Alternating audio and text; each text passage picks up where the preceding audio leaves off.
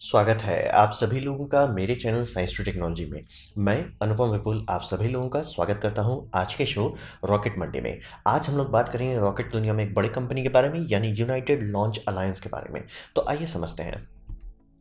तो सबसे पहले समझिए ये है क्या। ये सुनने में आपको बहुत नया लगेगा क्योंकि ये बना है दिसंबर 2006 में, यानी बहुत पुराना नहीं है।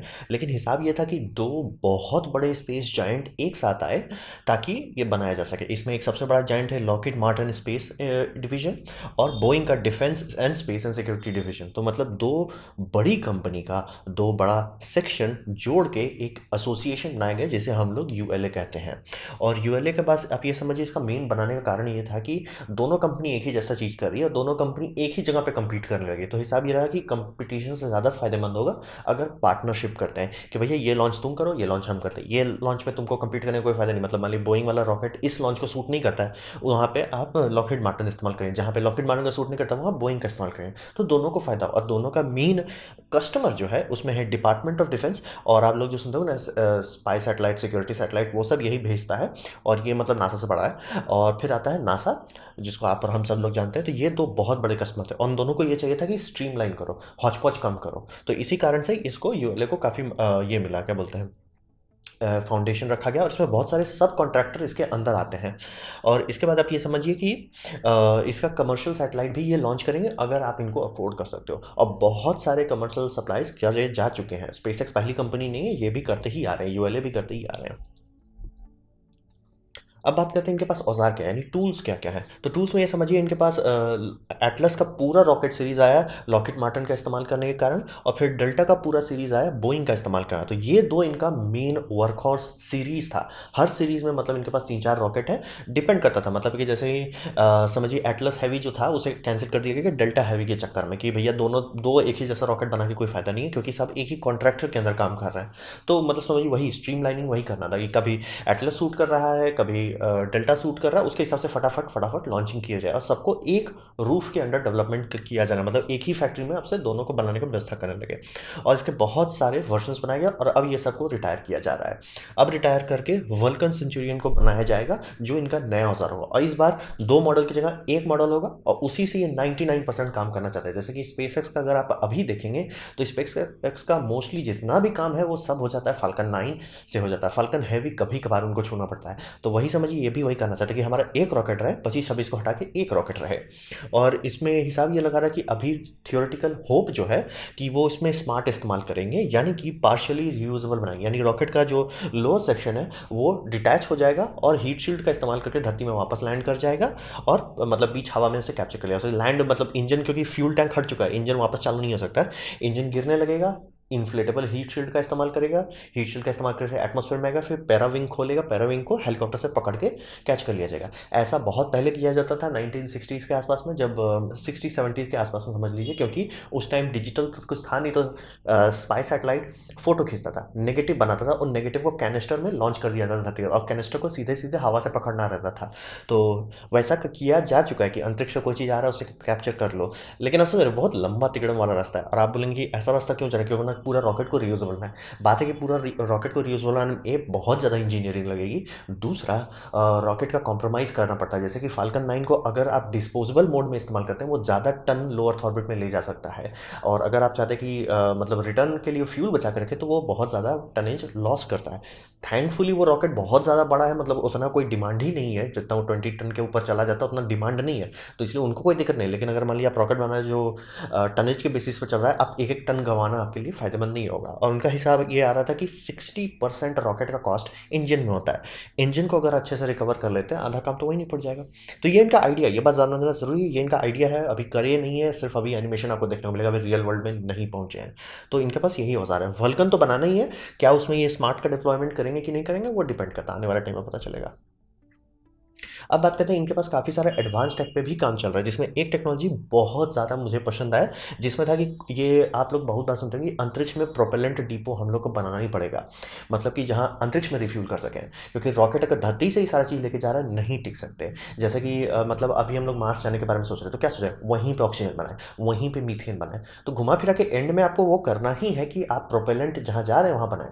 तो ऐसा तो हम लोग सोच रहे हैं ठीक है प्लानट के बारे में हो गया, लेकिन क्या होगा अगर स्पेस में आपके आपके पास एक प्रोपेलेंट डिपो हो कि भैया यहाँ जाओ, ये प्रोपेलेंट डिपो से हम अपना रॉकेट को फ्यूल कर लेते हैं तब जाते हैं। इससे फ़ायदा होता है कि आपका बहुत चीज़ बहुत ज़्यादा काबिल हो जाता है। जैसे कि मान लीजिए फाल्कन जो लोअर अर्थ ऑर्बिट जा पा रहा था, और अगर डिपो लोअर अर्थ ऑर्बिट में है और वहाँ पे आप स्टेज 2 को रिफ्यूल कर देते हैं, वो बहुत ज़्यादा पावरफुल हो जाएगा।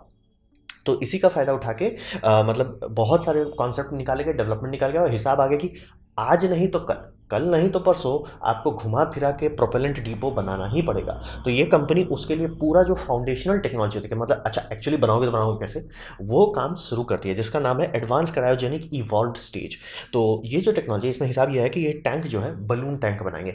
बलून टैंक बनाना हम लोग छोड़ दिए थे क्योंकि स्ट्रक्चर मजबूत करेंगे, लेकिन अगर आपको प्रोपेलेंट ही चाहिए, मतलब आपका सिर्फ मास बम बम वजन हो, तो आप चाहोगे कि वजन कम से कम रहे। कम से कम वजन का एक ही ऑप्शन होता है, बलून टैंक का इस्तेमाल करो। ठीक है, अब यहाँ पे बात करें कि अपर स्टेजेस के रॉकेट के लिए जनरली लोग कोशिश करेंगे हाइड्रोजन और ऑक्सीजन को इस्तेमाल करने का, सबसे ज़्यादा स्पेसिफिक इंपल्स मिलता है। चलो ठीक है, हाइड्रोजन और ऑक्सीजन को स्टोर करने में सबसे बड़ा दिक्कत है कि वो धीरे धीरे बॉयल ऑफ होगा ही।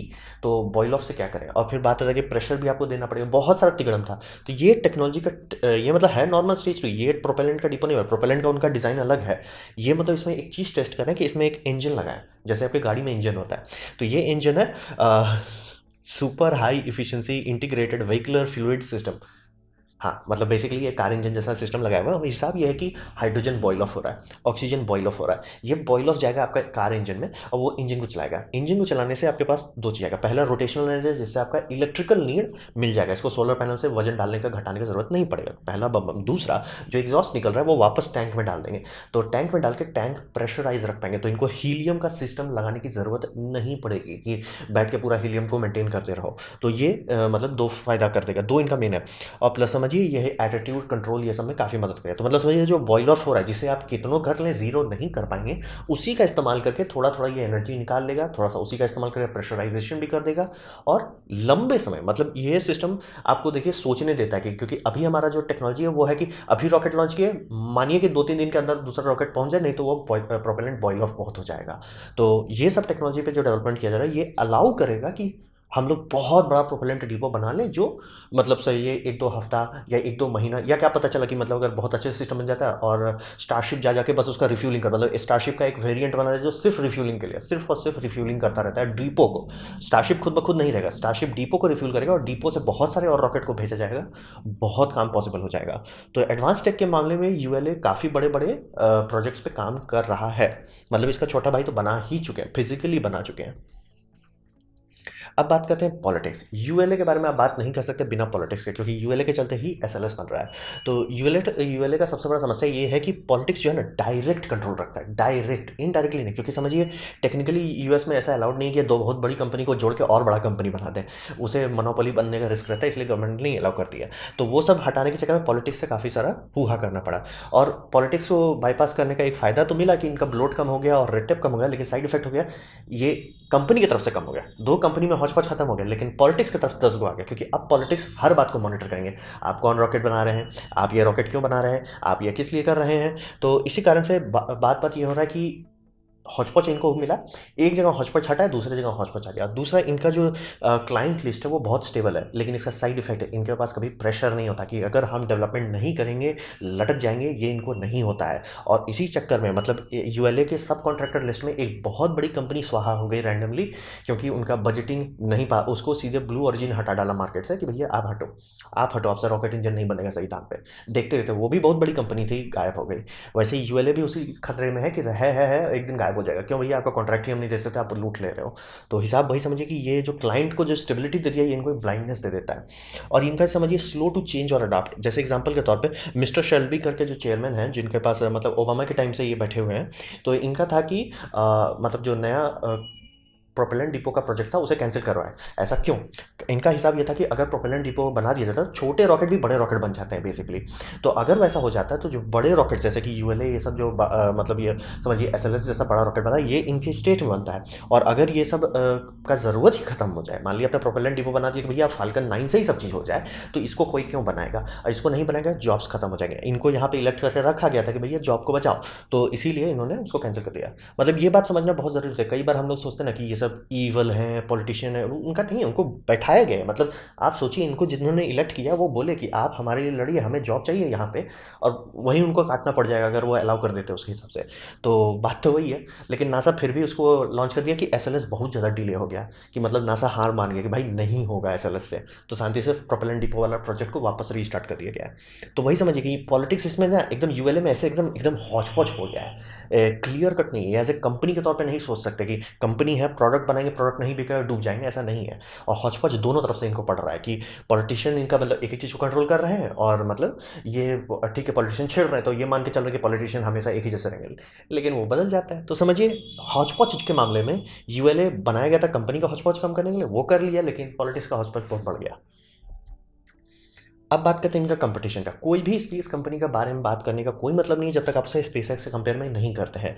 और कारण यह है कि यूएलए के कंपेयर में अगर आप देखना चाहें, स्पेस एक्स आया, सस्ते में आया और तेज़ी से धोके चला गया। मतलब सस्ता भी बनाया, फास्टर भी बनाया, और गाड़ी आगे चली गई। ऐसा क्यों हुआ? यहाँ पे एक चीज़ समझना बहुत ज़रूरी है। मैंने जैसे अभी बताया कि पॉलिटिशियंस ऐसे नहीं कि हम क्रिमिनल हैं, हम लूटना चाहते हैं, हम बर्बाद करना चाहते हैं, ऐसा नहीं है। उनको रखा गया था भैया आप यहाँ जॉब बचाओ, वो कर दिए। जो मतलब समझिए वो एक तौर पे ऑनेस्ट वर्कर हो गए कि उनको सेलेक्ट किया गया था, आप ये काम करो, वो कर डाले।